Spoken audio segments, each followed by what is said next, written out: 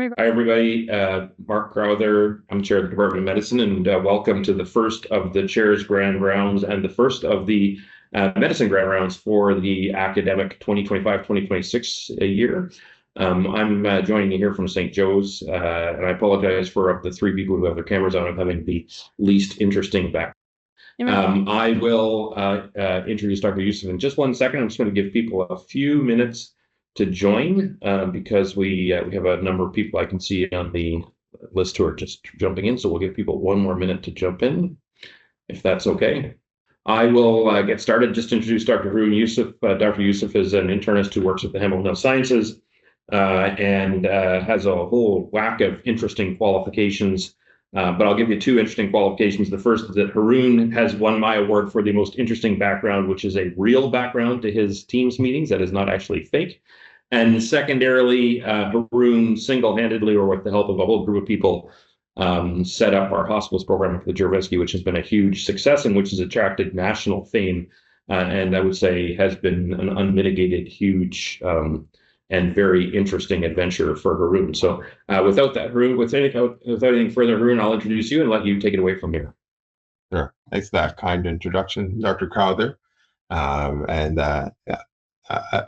It wasn't single-handed. It was a team effort, and of course, we wouldn't have done it without your support as well. So I have the distinct pleasure to introduce Dr. Sara Alavian. She is an emergency medicine physician and assistant clinical professor here at McMaster University. She completed her fellowship in global health and emergency medicine at the University of Toronto and received a diploma of tropical medicine and hygiene in 2024. Her academic interests include health equity and global health. And on a national level, she served on the Canadian Association of Emergency Physicians, the CAEP Anti-Racism and Anti-Colonialism Committee, developing guidelines for anti-racism and anti-colonialism in the emergency department.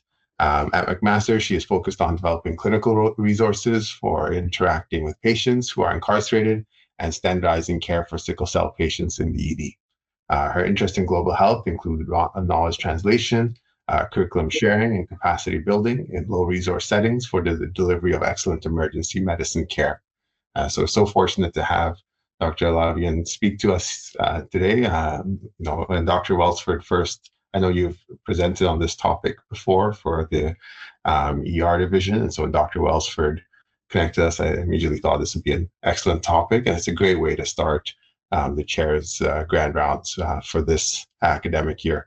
And so Dr. Alavian will be speaking to us on anti-racism in medicine, historical and current perspectives. So I am Sara, as mentioned. I'll be doing this presentation on anti-racism in medicine, specifically focusing on historical and current perspectives. For the next slide, I have no conflict of interest to disclose and have received no funding from any supporting organizations. Obviously, as mentioned, I served on the Canadian Association of Emergency Physicians, the Anti-Racism and Anti-Colonialism Committee, and some of our findings from our guidelines that we published are going to be in this presentation, and I was one of the authors on those guidelines. So for the next slide, please. So we're going to explain the concepts of race and racism, some of their historical and epistemological origins. We're going to explore some current theories on race and structural violence, and then identify realms and key recommendations on anti-racism work. As a caveat, we're not going to focus too much on Indigenous health because that has a very specific and distinct history and circumstances, and I think there should be its own dedicated session towards that. So we're going to think a little bit more broadly about race as a concept, racism as an oppressive structure, and then the embodied effects of racism, which includes Black, Indigenous, and other people of color. The next slide. In regards to how this relates to the CanMed's roles and as physicians, so for a health advocate, obviously we have to work with patients to address the determinants of health that affect them and their access to needed health services and resources, and respond to the needs of communities and populations by advocating for system-level change. So this should address the health advocate aspect of the CanMed's roles. And then the next slide. And then in the scholar role, so developing, implementing, and monitoring a personal learning plan for enhancing our professional practice, identifying opportunities for learning, and engaging in lifelong learning. These are all parts of the ChemEd's scholar role. So we'll also be addressing this in regards to thinking about how to enhance our professional practice when working with patients who are racialized. So next slide, please. So in regards to our historical perspective, we're going to take a look at the idea of race and how it has developed over time, and then what that means for our society today. We're going to talk about what is race and what is racism. So next slide. So race, the concept, it represents a very crude form of categorization. It's basically referring to phenotype and skin color, but it's used to signal a lot more. As a biological idea, race itself is actually completely invalid. There's no genetic distinguishing features to differentiate different races except by phenotype. There's actually more genetic diversity within a racial group than there is between racial groups. And hereditary genetics is not the same as the concept of race, where the concept of race is try to signal that two different people with two different skin tones are inherently different types of humans, which is not true. It is obviously an extremely important social construct, which does have lived consequences. And so we're going to talk about what that means. Next slide. So how did the idea of race come about? There's actually two fundamentally important processes that talk about and that occurred in the 1500s to explain the evolution of race. So one is capitalism and slavery. As empires expanded, they were looking for cheap sources of labor to create profit in the colonized world. Large amounts of land had been seized from Native Americans and were not being used. Europeans were looking for somewhere to invest their money, and cheap labor was available in the form of enslaved Africans. To put into perspective the size of the enterprise of the transatlantic slave trade, it was worth approximately $4 billion at that time. That's the value of each slave that was transported across the Atlantic. In today's dollars, that would come out to as much as $42 trillion, which accounts for inflation and compounding interest. As a note, obviously, these slaves were never paid for their labor. Children born from these slaves or born into slavery were also not paid for their labor, and their ancestors never received compensation for the capital and the wealth that was accrued thanks to that labor. Next slide. The second process to talk about that was important for this was the Enlightenment period. So the Enlightenment was over the 17th and 18th century. And that process included philosophers who shifted away from faith-based and church-dictated ideas and instead focused on secular reasoning, rationality, and scientific study. Naturalists during that time were a very big deal, and they started categorizing the world according to natural laws. As this coincided with the expansion of empires and a booming slave trade, they started to apply the notion that the white colonialist was a separate and distinct race from the African slave, which served to justify their subjugation and enslavement. So before the 1500s, the word race actually never really came up and was only used specifically to identify groups who had kinship ties. So the word race, for example, was used in Ireland to talk about people who were within the same clan. And then during the Enlightenment period, that term was then applied to start to categorize people according by the way that they looked. And is used to classify and sort people according to a social hierarchy, where white people were seen as the epitome, as the evolution of man, and basically everyone else was considered beneath and subhuman and considered a different type of person or a different type of human. So next slide.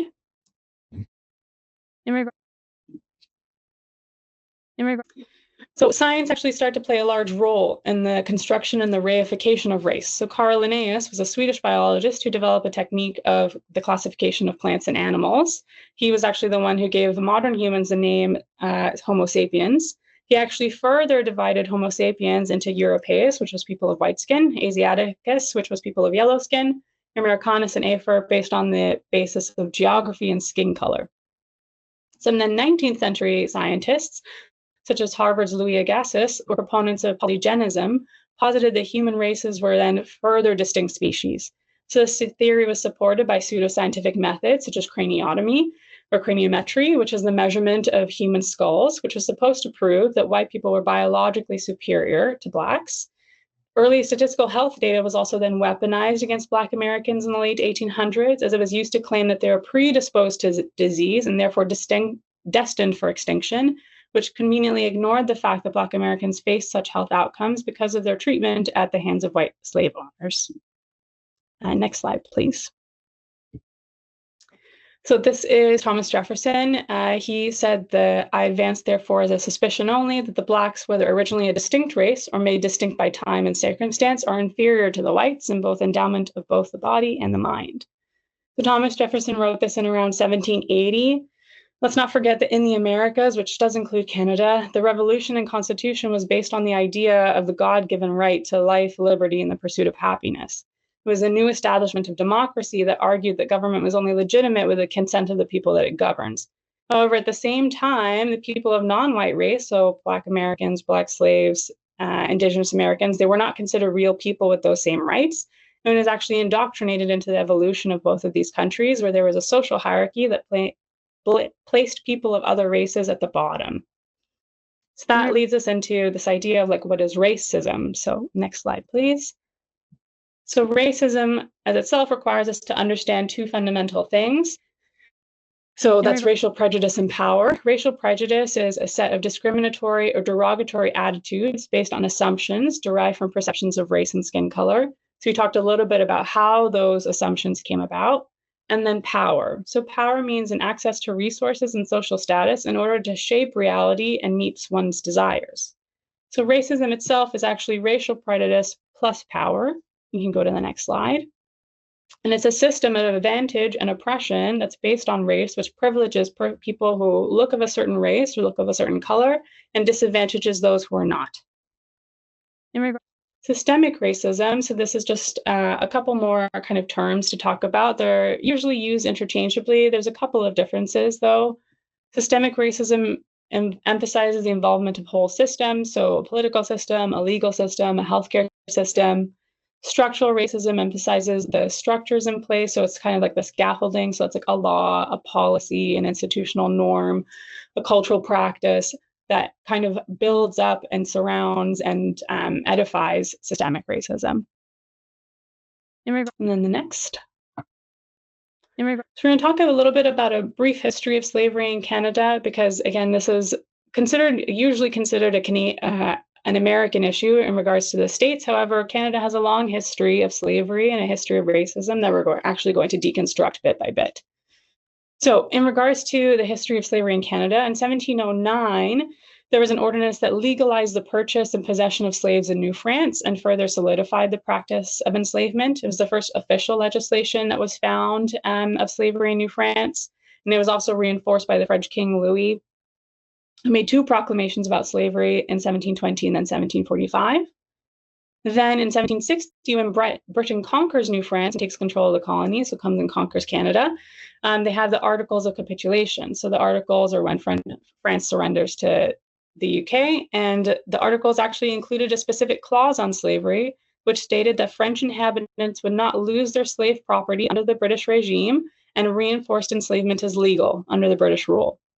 In 1781, PEI, so St. John's Island, now known as PEI, actually specifically introduced legislation to regulate slavery, which protected settler property and encouraged people to try to encourage them to move to the island. So the three main provisions were that baptism did not change slave status. Persons enslaved in Prince Edward Island would remain so unless they were set free by their owners, and children that were born to enslaved women were born enslaved.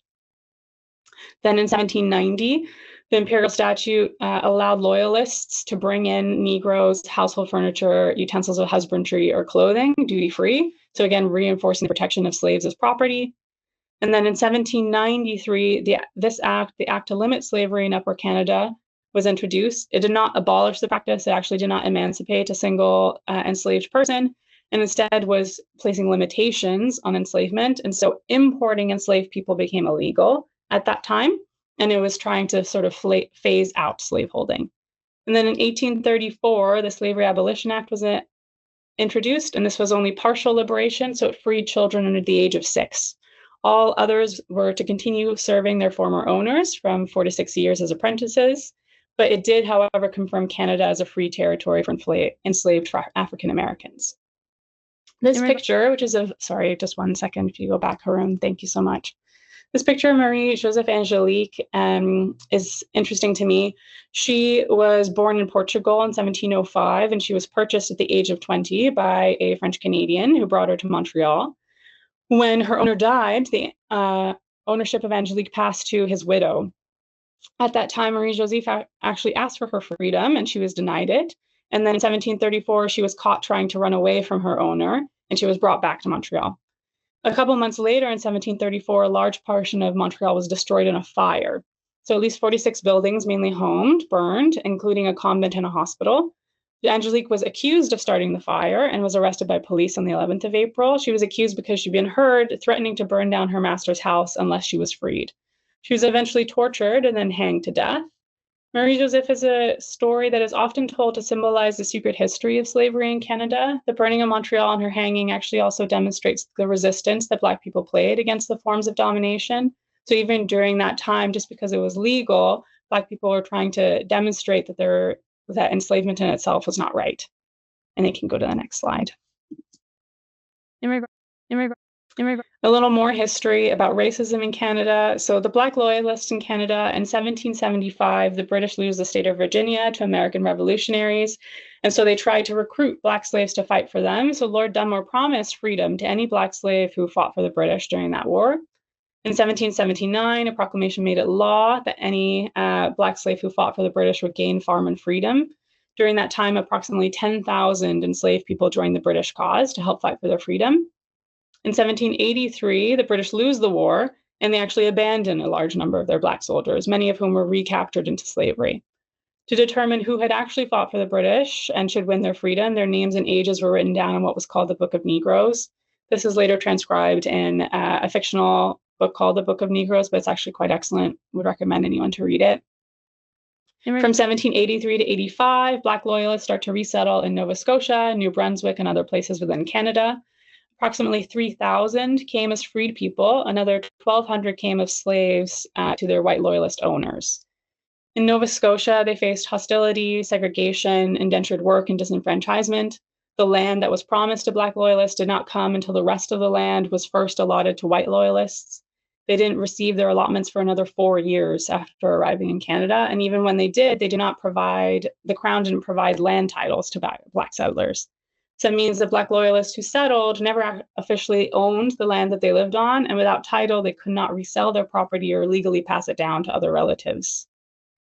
Racial tensions in the environment that Black people lived in is easily evidenced by the Shelburne riots, which happened in 1784, sorry. It was considered the first recorded race riot in North America, which includes the States, so Canada was actually the first in that sense. White loyalists were so aggrieved at seeing the sight of free Black settlers mingling and settling in Shelburne that they actually burned down the home of a Black Baptist preacher.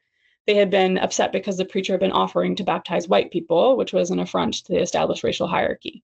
The mob expanded and the riot lasted 10 days. So they burned down and razed the property of those Black settlers, as well as harassing white sympathizers. You can go to the next slide now. And so when we talk about race and racism, so obviously there's that history of slavery that comes from the States. It also comes from Canada. It helps us understand a little bit more about kind of the evolution of the prejudices around race that apply to people who are racialized. And we talk specifically about slavery in regards to Black Americans and Black people who are in Canada. And we're actually going to talk about how racism permeated into other aspects as well. So obviously the Indian Act and the Department of Indian Affairs, their main role is to regulate and facilitate the eradication of Indigenous peoples in Canada. So this was carried out through several pieces of legislation, which include the Gradual Civilization Act and the Gradual Enfranchisement Act. So the Civilization Act required all male status Indians and Métis over the age of 21 to read, speak, and write English or French and to choose a government-approved name. It was actually to remove any tribal affiliation or treaty rights. So if you became so-called civilized, it removed your treaty rights. This was rejected by the Indigenous peoples of Canada, and only one person actually chose to enfranchise. Then the Enfranchisement Act was enforced, and this was a response to that. And so it was to assimilate Indigenous people.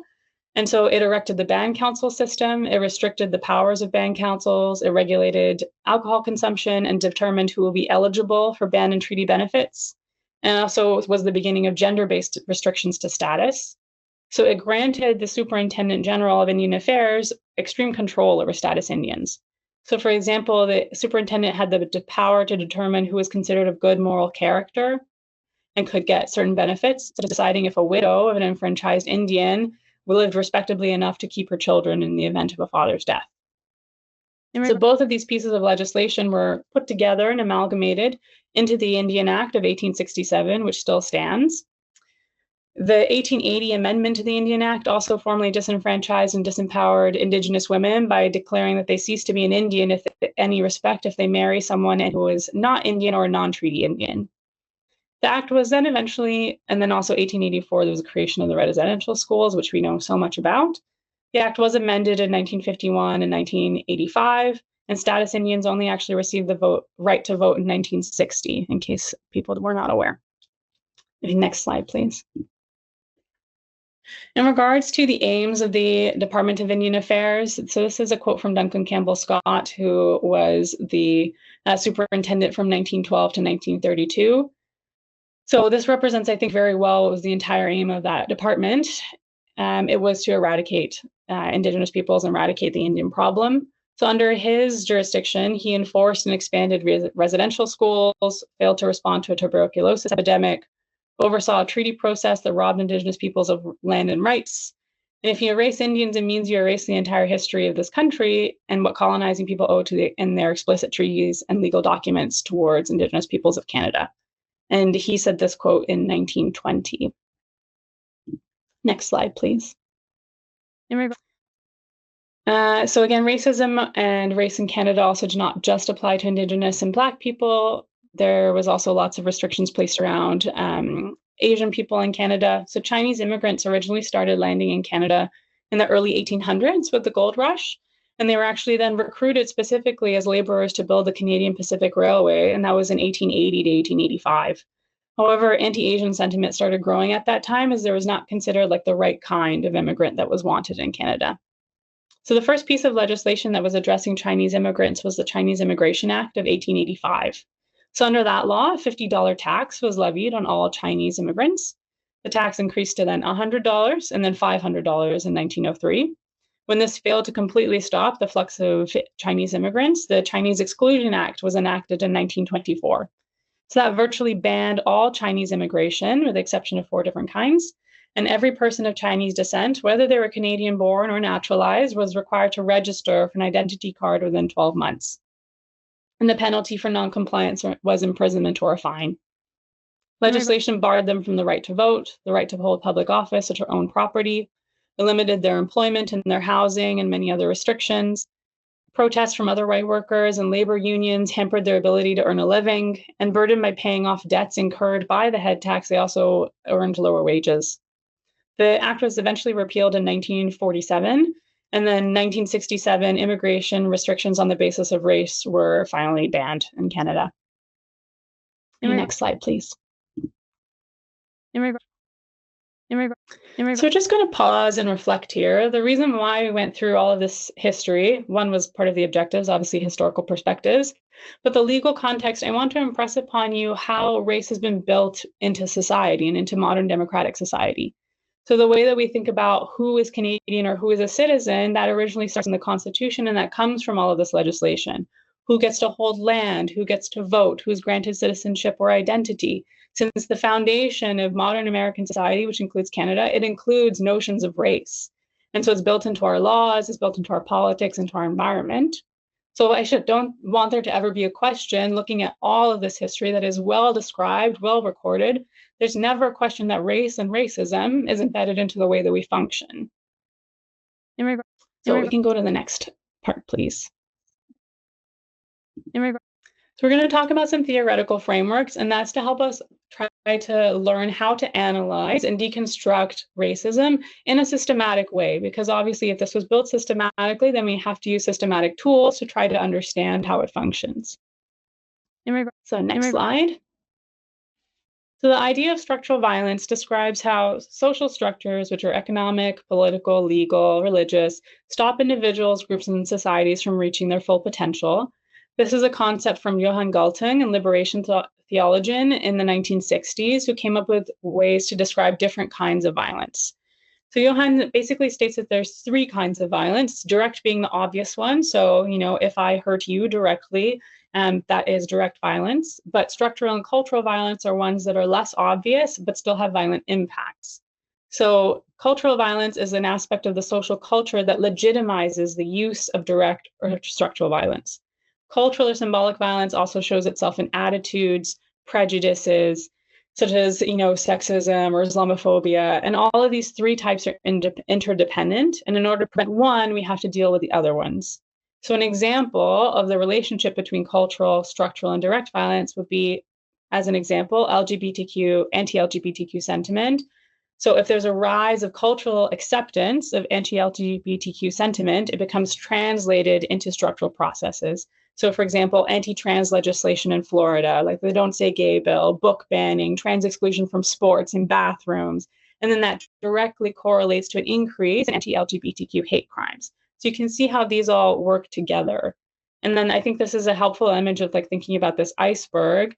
So it's a common theme. We're trying to train our eyes to see below just direct violence of like, well, one person was a bad actor, but actually what's below the surface? What justified that bad actor? What were the things that informed them or created these prejudices or attitudes? What were the things that supported them to allow them to do this? So this is why structural violence is a helpful concept to think about. And next slide, please.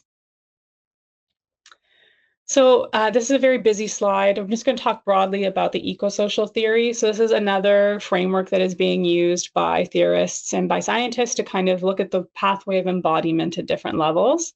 So there's many different ways in which racism and structural racism can get embodied and create adverse health outcomes. So you have to think about the spatiotemporal scale. You have to think about macro to micro, historical context. How does that cause stressors? How does that cause environmental racism? How does that affect the way that a person is raised and grew up? And then think about the structural determinants of health. So obviously we can't look at everything all of the time, but let's think about how do things work together. And then sometimes in our own fields, we can kind of zoom down into a closer level. You can go to the next slide.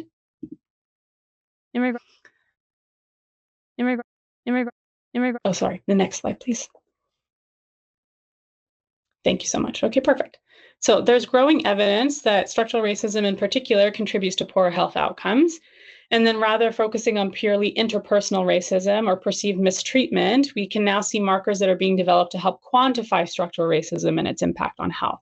And so these are 4 domains that are currently being used in research to try to categorize structural racism. And that is in employment and job status, political participation, educational achievement, and judicial treatment.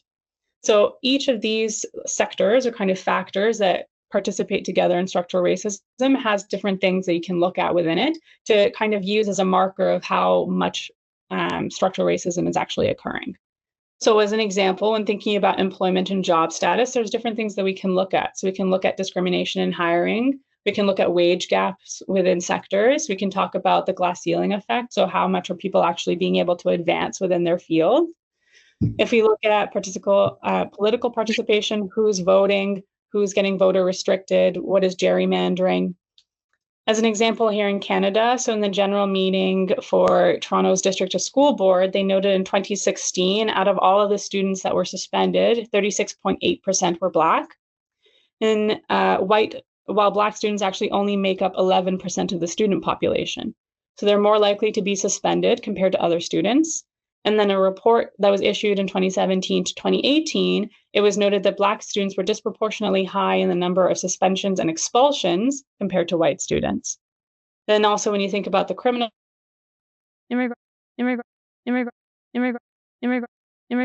Indigenous identity of people who are accused. And then to address this data gap, there was a collaboration with Statistics Canada. And so what they found when a study was that Indigenous people made up 25% of all people accused, while they only represent 5% of the Canadian population. So they're overrepresented by a factor of 5.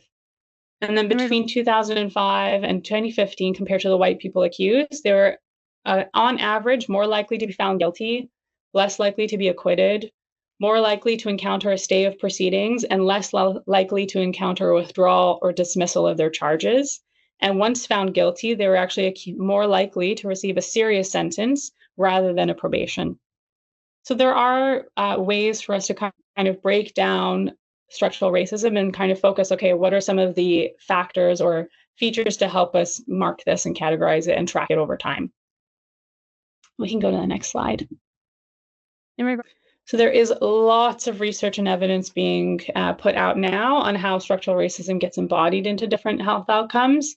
So we can talk about those domains that we had just gone over together. We can look at it globally.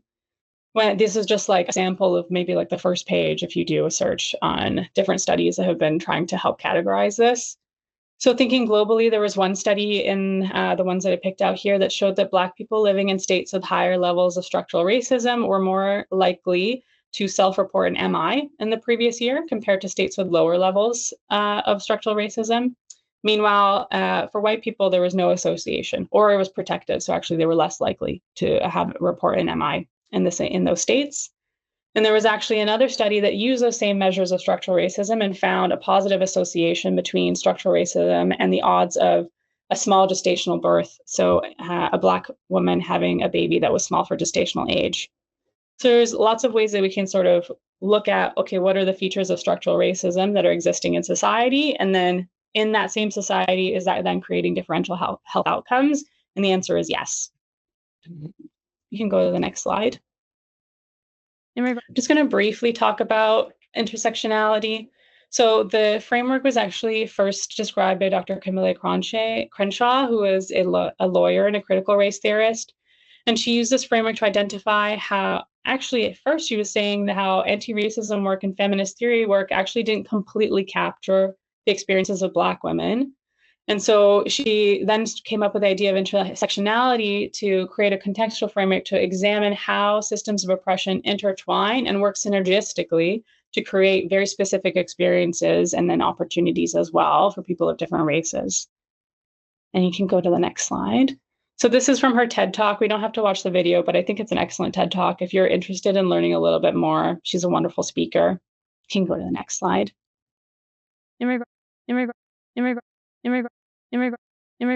Beautiful.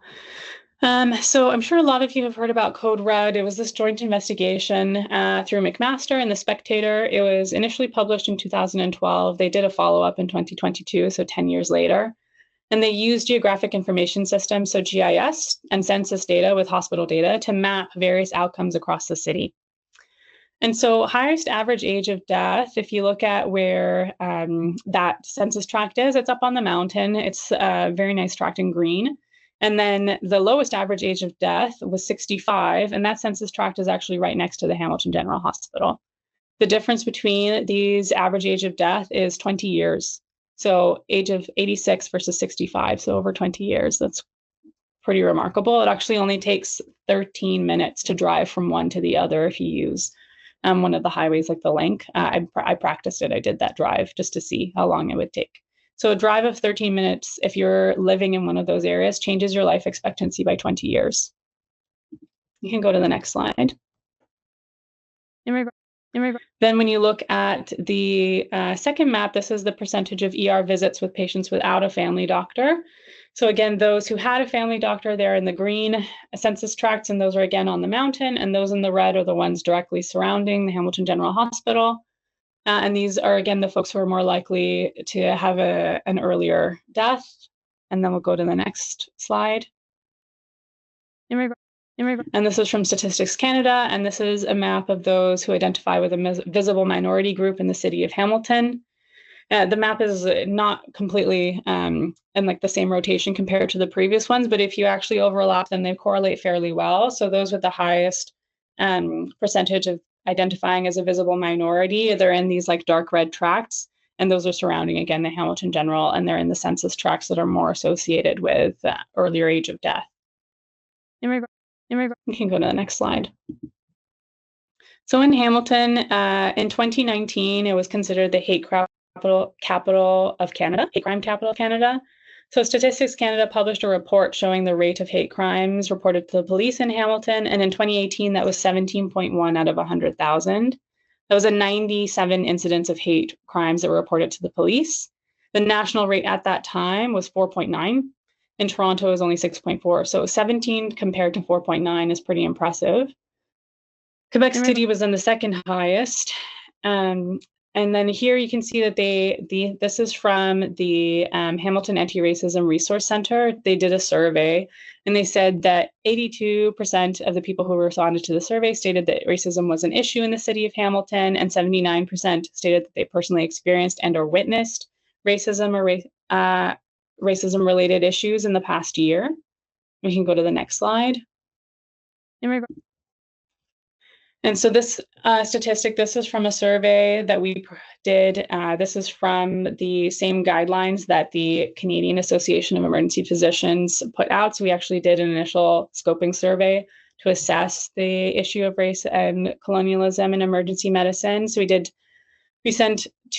received 270 responses from emergency physicians across Canada.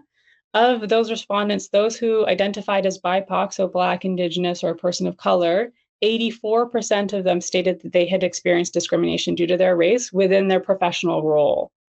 So it's not just those within our community, it's also healthcare providers. 84% of emergency physicians who were considered racialized had said that they had experienced racism within their work. We can go to the next slide. So now that we've talked about some of the theoretical frameworks that help us explore how racism is rooted in the structures of our society, we've talked a little bit about the ways in which people are doing research, the factors that they are focusing on, and then how that kind of translates into health outcomes. We're going to talk a little bit more about the things that we can do about it. So next slide. One of the first kind of precipitants of thinking about anti-racism work in healthcare in Canada was due to this man, Brian Sinclair. So he died in 2008 in Winnipeg. He'd actually presented initially to a community health center and was referred to the emergency department because they believed that he needed some more help and investigations.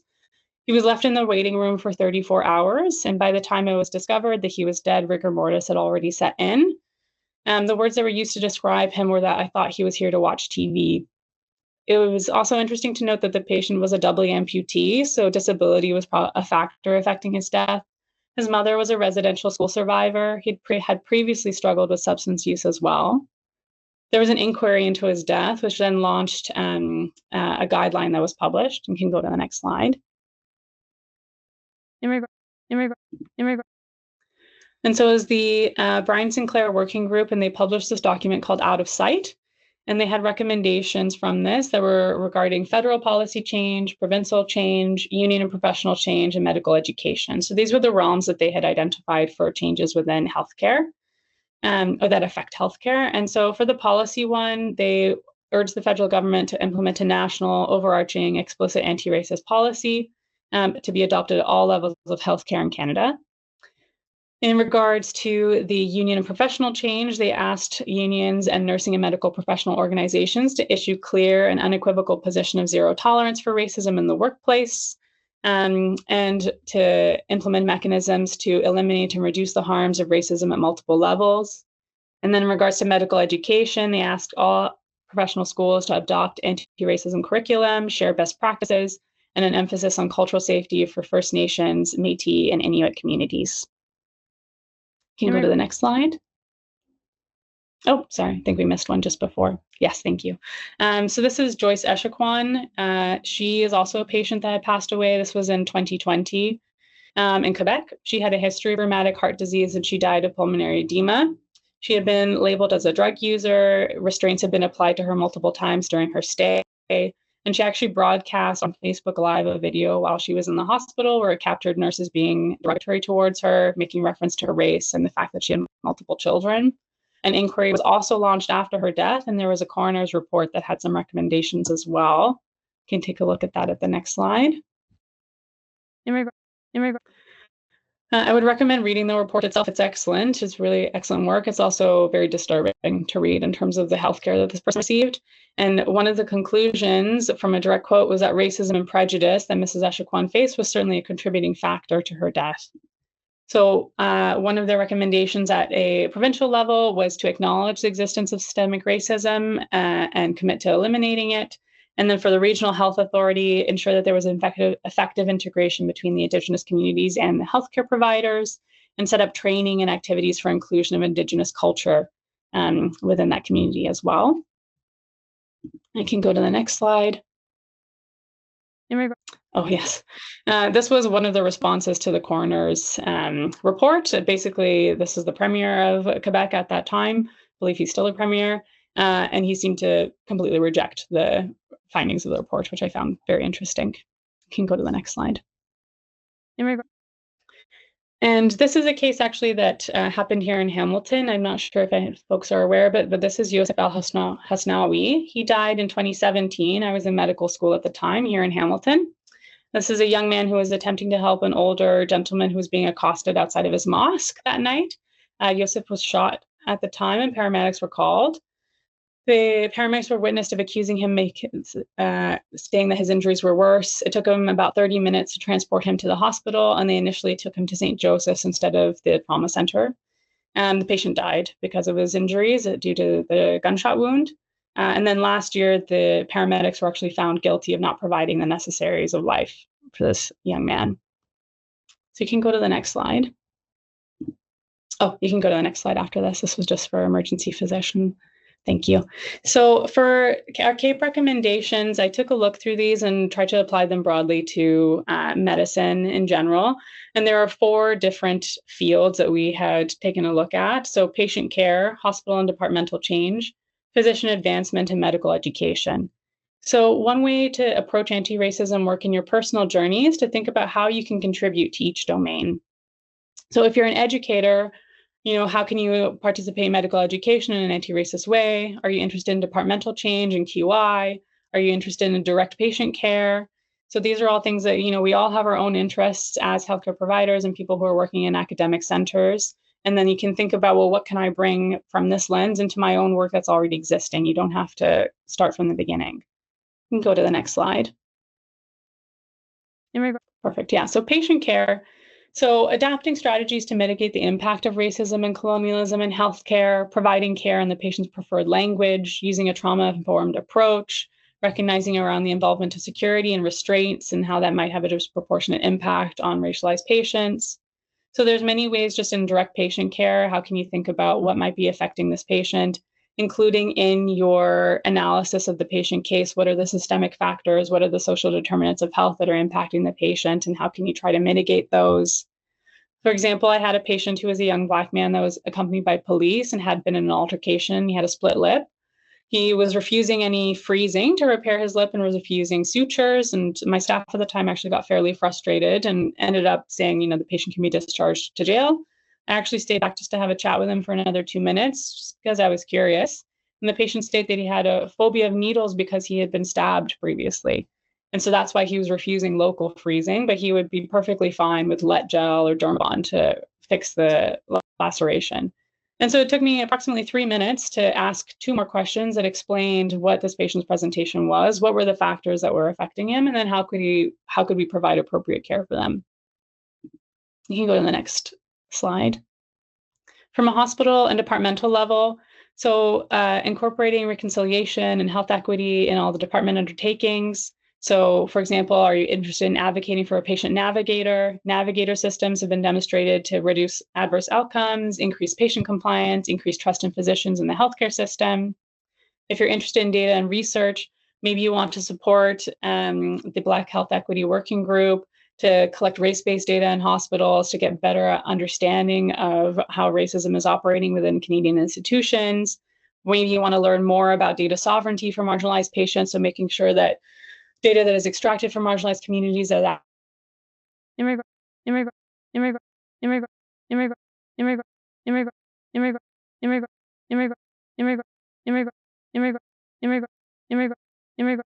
I think she disappeared. She lose her connection? I think so. Yeah. So we just wait for a minute. I presume she will rejoin. We've got a few extra minutes. So just while we're waiting, if you have questions, please put them in the question and answer or in the meeting chat, and I'll have a look at them, and we'll make sure that we get any answered that we have time to get answered. I don't know, Haroon, while we're waiting for her to come back, if people do have questions, I'm sure that you'd be well positioned to address some of these questions as well, in case she doesn't able to rejoin us. So if anybody has any questions or issues they want to raise, please put them in the question and answer or the chat function. And I have the slides open for now because I'm waiting for her to come back. So I can't see the chat, but if you read those questions, any questions out, I'm happy to do that. There's nothing, there's no questions at the moment in either of the things. So we'll just wait for a moment to see if she can rejoin. Do not see her in the waiting room. Arun, can you see how many slides she had left?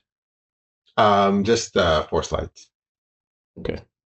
So we were going to be probably wrapping up in the next few minutes.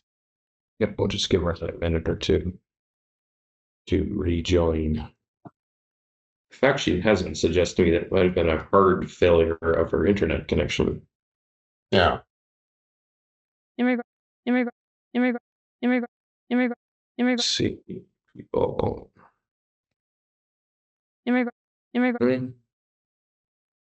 Just checking right now. She is trying to log back in as the note here. Excellent. Yeah.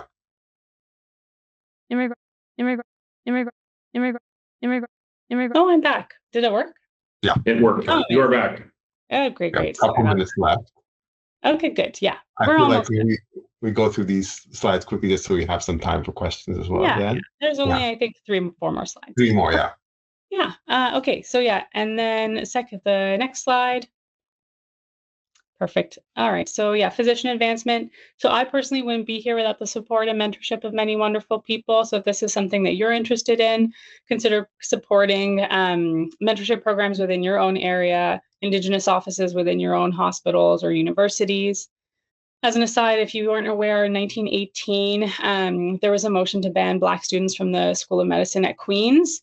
Although Black students were admitted again starting in 1865, the motion was never repealed until the existence was brought to light by a PhD student at Queen's. So the motion was revoked 100 years after its adoption, and Queen's University offered a public apology for the ban. There had been 15 Black students enrolled at Queen's at that time, and 2 of them were forced to leave Queen's and were unable to find placement at any other medical school. One of those students was a Mr. Ethelbert Bartholomew, who was a member of the class of 1918. And after leaving Queen's, he worked as a porter for the Canadian Pacific Railways, and he died in 1954. At a 2019 convocation ceremony, Queen's gave him a posthumous Doctor of Medicine, which was accepted by his family members. And then the next slide. The professional development and medical education, so undertaking an anti-racism and Indigenous cultural safety education, structural competency curriculums, online modules. There are lots of ways that you can engage in this. And the next slide. And then this is just a concept from the work of Paulo Freire, which is used to refer to the process of raising capacity. Initially, he was studying rural farmers in Brazil, but this is now used more broadly for social equity movements and capacity building. And these are the steps to raising critical consciousness, which is reflection, motivation, and action. And this is different steps we've actually been engaging with today. So reflection is learning to question social arrangements and structures that marginalize groups of people.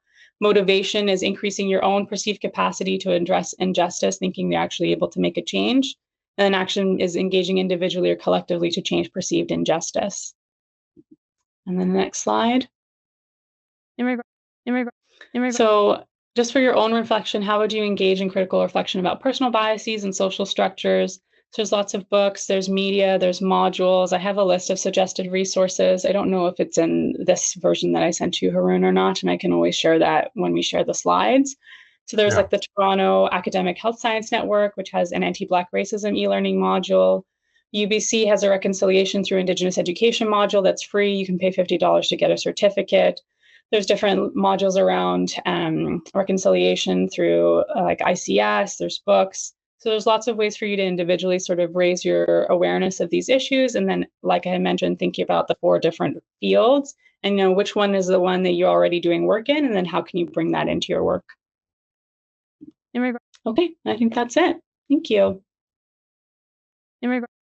Great, thanks very much. Outstanding presentation. I've had that Yeah. A number of people tell me that I needed to watch this presentation, and I can see why they said that. So thank you and congratulations.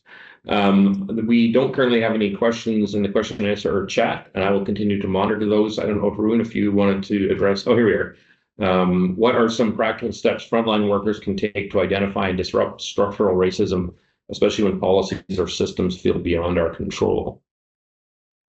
Oh, that's a good, yeah. I mean, it's a question we all ask all of ourselves. So, like, the question is, like, are policies and structures actually beyond your control? So are there policies within, I don't know where you work or what department you're in, but are there policies in your department that you feel are unfairly like working against particular patient populations? Can you bring that up to the head of your department and advocate for a change? That's not something that is beyond your scope. Obviously, implementing that change is something that requires work, but like the identification of it itself, we all do that every day. So for example, like if you, when in some of the work that I did, so if you realize that we're not exactly achieving certain metrics for providing appropriate and adequate pain control within a reasonable time frame for people with sickle cell, you're like, well, why is that happening? And it's specifically affecting a particular population. Is there something that we can do about that? And then implementing a change about that. So asking, in our department, can we do a health directive? It's maybe not going to change healthcare all over Canada, but in your particular hospital, it might become a safer place for patients who are presenting in an acute pain crisis. So thinking about where you are in the work that you do, if you have noticed that there's a particular pattern or trend, is that something that you can ask a colleague, ask a friend, and be like, have you noticed this too? Is there a way that we can just implement even just a tiny mitigating factor and how that might actually impact one or two patients? It's something that maybe feels small or maybe feels like it is not enough, but if it changes or helps one patient, I think that that's worth it then. Yeah. And I think using the strategy you're using here, Sara, where you're combining data with stories, right? So collecting data and also giving individual patient stories can really be a powerful way to convince other individuals that we need to overcome these structural racism. Yeah, and there's a group at St. Joe's who is trying to advocate for collection of race-based data in Hamilton. There are people who are doing all kinds of work that's very interesting in Hamilton itself, and maybe you feel separate from that, or maybe you feel like you aren't aware, you aren't tapped in, and then asking questions will bring you into those conversations. And being brought into those conversations, you feel like you're working in a collective, and that brings a little bit more hope. And like I said, with that critical consciousness, a sense of motivation that you actually do have the capacity to provide some kind of systemic change. We have about another minute. Any other questions? And just to follow up the comment with St. Joe's, Madeline did comment that it was an excellent presentation with which I would agree completely. As did Leslie Martin also. Oh, thanks, Leslie. And Amna. That's so sweet. Any other questions from anyone? If not, maybe we'll give people back 1 minute of their day. So, Sara, thank you so much for that presentation. Thanks, Arun, for looking after making sure it all worked. And thank you for the quick recovery on the slide problem. Thanks everyone who attended. We look forward to rounds next week, hosted by Dr. Verhofstadt and Dr. Azam. And the next year's grand round will occur in a couple of months. So thanks, everyone. And we will see you in the future.